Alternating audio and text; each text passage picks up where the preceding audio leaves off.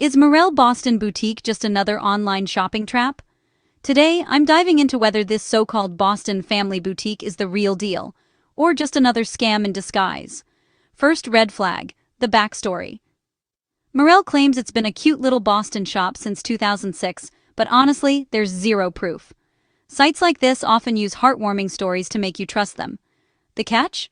Most are actually shipping stuff from overseas, usually China, with no real Boston connection at all. Let's talk sales tactics. Ever seen those 20-year anniversary or closing down soon? Banners with 80% off? Classic move. They want to make you panic buy before thinking twice. Spoiler: these sales never seem to actually end. Now, where are the real reviews? Unlike legit Boston spots. Think of the restaurant Marelle, which has loads of feedback everywhere.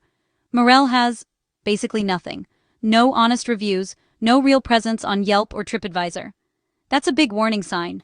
And if you dig deeper, there's a pattern. Other lookalike sites, like Mary Boutique or Marelle, get slammed for sending cheap, uncomfortable clothes that look nothing like the photos. Here's the fine print. Return policies sound generous, 30-day money-back guarantee. But in reality, you might have to ship returns back to China at your own cost, and good luck getting a response. Shipping is free, but orders can take weeks to show up, if they ever do. Customer service? Hardly reachable after you've paid. So what's my verdict? If you're after quality, authentic boutique fashion, Marelle Boston Boutique probably isn't it. If you still want to risk it, pay by credit card with solid fraud protection, and never give out more info than you have to.